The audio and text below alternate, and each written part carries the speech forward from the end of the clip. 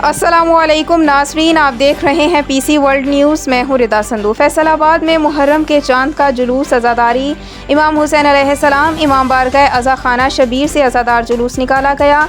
हमारे city reporter Abdul Hammad की तफसीलात के मुताबिक फैसलाबाद में मुहर्रम के चांद का जुलूस अज़ादारी इमाम हुसैन अलैहिस्सलाम इमाम बारगाह अज़ा खाना शबीर से अज़ादार जुलूस निकाला गया। इसमें अज़ादारों की कसीर तादाद ने शिरकत की। आपको एक दफ़ा फिर बताते चलें, मुहर्रम के चांद का जुलूस अज़ादारी इमाम हुसैन अलैहिस्सलाम इमाम बारगाह अज़ा खाना शबीर से अज़ादार जुलूस निकाला गया। सिटी रिपोर्टर अब्दुल हमाद की तफसीलात के मुताबिक मुहर्रम के चांद का जुलूस अज़ादारी इमाम हुसैन अलैहिस्सलाम इमाम बारगाह अज़ा खाना शबीर से अज़ादार जुलूस निकाला गया। इसमें अज़ादारों की कसीर तादाद ने शिरकत की।